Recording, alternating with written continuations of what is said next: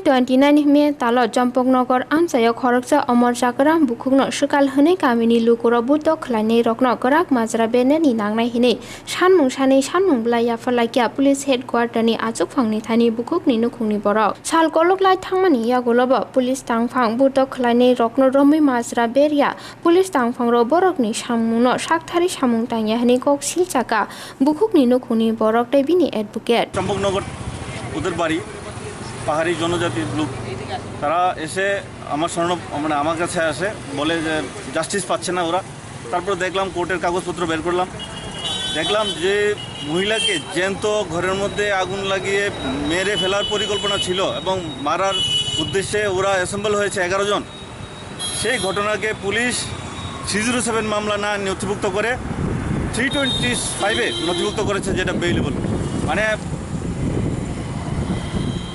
একটা লঘুদণ্ডের যেটা মানে বড় দণ্ড হতে অপরাধ হয়েছে, সেখানে পুলিশ কম ধারায় রেজিস্ট্রি করেছে, যার ফলে পুলিশ বাঁকাবতে যারা আসামি তাদেরকে মুক্ত করে দিয়েছে।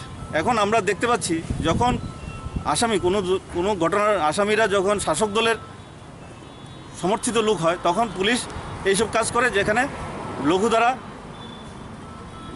মামলা নথিভুক্ত করে। এখন এই যে সব কিছু মিলে এখন আমরা কিছুদিন আগে আমাদের আইনমন্ত্রী যেটা বলেছিল যে রক্তদান শিবিরে আক্রমণ হলে অ্যারেস্ট হবে না, এই কথাটা উপর থেকে কথা নিচে চলে গেছে, মানে জল যেমন উপর থেকে নিচে চলে যায় তেমন মন্ত্রীর কথা গ্রাম পাহাড়ে সব জায়গায় চলে গেছে। এখন সবাই ফ্রি হ্যান্ড পেয়ে গেছে। পুলিশকে উনি যে কথা বলেছেন পুলিশ অ্যারেস্ট করতে পারে না, এই কথাটা একদম ভুল বলেছেন।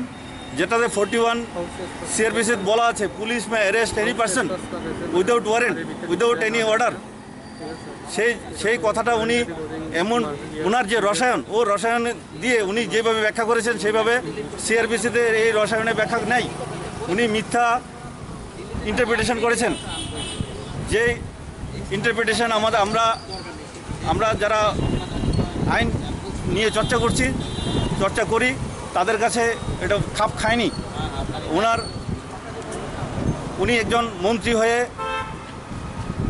সমাজে ওনার প্রভাব আছে, ওনার যে বক্তব্য সেই বক্তব্য লাগাম ছাড়া বক্তব্য হলে আমাদের সমাজে প্রভাব পড়ে। তার জন্য আমি অনুরোধ রাখবো ওনার কাছে যে এরকম লাগাম ছাড়া বক্তব্য করবেন না, যাতে অ্যারেস্ট অপরাধীরা উৎসাহ পায়।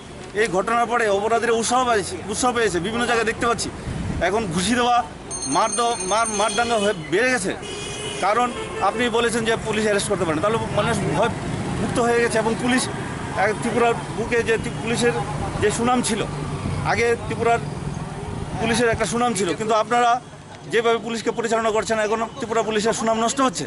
আপনারা এসব বিরত থাকুন। এসব আমাদের ত্রিপুরার গর্ব, ত্রিপুরার পুলিশ, সেই বিষয়টা বজায় রাখুন এবং পুলিশকে মুক্ত ফ্রি হ্যান্ড কাজ করতে দেন, তাহলে আসামিরা উপযুক্ত শাস্তি পাবে। দেখুন আজকে যে ঘটনা নিয়ে আমরা এসপি অফিসে শরণাপন্ন হলাম, অপরাধ করেছে অ্যাটেম্প টু মার্ডার, আর পুলিশ নিয়েছে 325 মামলা।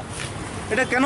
কারণ 11 জন যারা আসামি, যারা ওই মহিলাকে মারার জন্য উদ্যত হয়েছিল, সেদিন গিয়েছিল, তারা সবাই বিজেপি সমর্থিত লোক। তার ফলস্বরূপ এই ঘটনা। তা আমরা কোথায় বিচার পাবো? আমরা কি ত্রিপুরার লোক না? আমরা ভারতীয় লোক না? আমরা যা সংবিধানে যা আছে ব্যবস্থা আছে তা দিয়ে করতে হবে, তা দিয়ে সব বিচার করতে হবে। কিন্তু এখানে তা দিয়ে বিচার করছে না। এখন বিচারে মাপকাঠি হয়ে গেছে সরকার সমর্থিত লোকজন। আপনি না বিরোধী, আপনি বিরোধী হলে একরকম, সরকার সমর্থিত লোক হলে একরকম। এই মাপকাঠি দিয়ে বিচার ব্যবস্থা চলবে না, মুখ থুরবে পড়বে। আপনারাই এর সমস্যা পড়বেন। আপনাদের বলছি যে আপনারা ঠিক করুন এই ব্যবস্থাটা। আমরা যারা নিরপেক্ষভাবে আছি, যারা জনগণ, সবাই যাতে বিচার পাই, উপযুক্ত বিচার পাই, বিচার ব্যবস্থাটা ত্বরান্বিত করব। আমি আজকে আপনাদের সামনে আমরা চম্পকনগর চিন্তাম কবরাপাড়া গত 29 মে 2020 তারিখে ডাইনি অপবাদ দিয়ে এক মহিলাকে মারধর করা হয়েছিল। তার পরিপ্রেক্ষিতে আমরা এখানে আজকে এসপি অফিসে এই নিয়ে 3বার আমরা ডেপুটেশন দিয়েছি। প্রথমবার ডেপুটেশন দিয়েছি গত 9/6/2020, এরপরে দিয়েছি 17/6/2020। আজকে আবার আমরা দিলাম। আসামি যখন আমরা প্রথম 2বার দিয়েছিলাম তখন বলেছিল আসামি অ্যারেস্ট হয়েছে, বেল্টও নিয়েছে। 6 জন আসামি অ্যারেস্ট হয়েছে বলেছিল, যা যা কেসে উল্লেখ ছিল। কিন্তু দেখা গেল আজকে আমরা কাগজ পাওয়ার পর দেখলাম আসামি কোনো বেল্টও হয়নি, অ্যারেস্টও হয়নি, আসামি খুব ফ্রি চলছে। এইভাবে ডাইনি অপবাদ দিয়ে আমাদের ট্রাইবাল সমাজের মধ্যে অনেক বাড়ি ঘরের মা বোনদেরকে নির্যাতিত অত্যাচারিত করা হচ্ছে। এইভাবে যদি তাদের কোনো শাস্তি যদি না হয় তাহলে সামনের দিনে আরও বাড়বে, এই ডাইনি একটা ইস্যু নিয়ে সামনে দিনে আরও বাড়বে। তা আমাদের কষ্ট হলো একজন মহিলাকে বাড়িতে ঢুকে রাত্রে 7:30টায় ডাইনি অপবাদ দিয়ে মারধর করা হলো, অ্যাটেম্প টু মার্ডার করা হলো, তার কোনো শাস্তি হলো না, তার কোনো অ্যারেস্ট হলো না। আমার একটা প্রশ্ন মিডিয়ার কাছে, মানুষ মারা যাওয়ার পরে নাকি অ্যাটেম্প টু মার্ডার কেস করা যায় নাকি মারা যাওয়ার পূর্বে করা যায়? অনেকে বলে এখন যদি মনে করেন সেই যিনি আয়ু ছিলেন সেই যদি কোনো ওনার অ্যাবসেন্টে ওনার স্ত্রীকে যদি বলে ডাইনি অপবাদীকে যদি মারে তার পাড়ার লোক, তখন সে কী ধারা দিত? সে কি দিত নর্মালি ধারা? না, সে তখন নিজের বেলার জন্য সে ভালো ধারায় দিত, 302 ধারায় দিত। কিন্তু আমাদের বেলায় ধারাটা নর্মালি দেওয়া হয়েছে। জানি না কী কারণে নর্মালি দেওয়া হয়েছে। উনি নিজেও ঘটনায় গিয়েছেন, দেখেছেন, ব্যাপারটা সম্পূর্ণভাবে দেখে শুনে উনি দেখছেন। এমন আমাদের যে ঘটনা হয়েছে থানার সাথে হাতে 500 মিটার হবে, 500 মিটারও কাছে। উনি সব কিছু জেনেও যদি এইভাবে করে তাহলে সামনের দিনে আমাদের জন্য আমাদের থাকার জীবনহানির সম্ভাবনা দেখা দিচ্ছে। যেহেতু আসামিরা ফ্রিলি ঘুরছে, ফ্রিলি খাচ্ছে, ফ্রিলি চলছে। ওরা বলছে অ্যারেস্ট হয়েছে, আমরা জানতে পারি অ্যারেস্ট হয়নি, আমরা জানা বেল্ট নেইনি, কোনো বেল্টও নেইনি। কারণ এখানে তাদের ইনভেস্টিগেশনে দেখা গেল এরকম কোনো উল্লেখই নেই। সুতরাং আমাদের যা কেসের অ্যাপ্লিকেশন দিয়েছি ওই কেসের পয়েন্টে যদি দেওয়া আছে তাদেরকে তদন্ত করে পাঠিয়ে দিয়েছে কোর্টের মধ্যে। ওনার ছেলেও আছে, যিনি মা ডাইনি অপবাদে, তার ছেলেও আমাদের উপস্থিত আছে।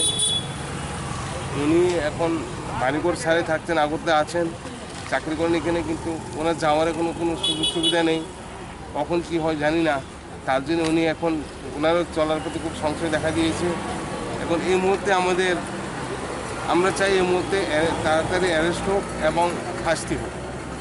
সমাজের মধ্যে আরও দৃষ্টান্ত তৈরি করা হোক যে ডাইনি অপবাদ দিয়ে সাধারণ মানুষকে হয়রানি করার থেকে দূর করার জন্য। আপনার নামটা? হ্যাঁ, এখন আমাদের সামনে সিনিয়র অ্যাডভোকেট আছেন, উনি আপনার সাথে কিছু কথা বলবেন। ঠিক আছে, আপনার নামটা কি?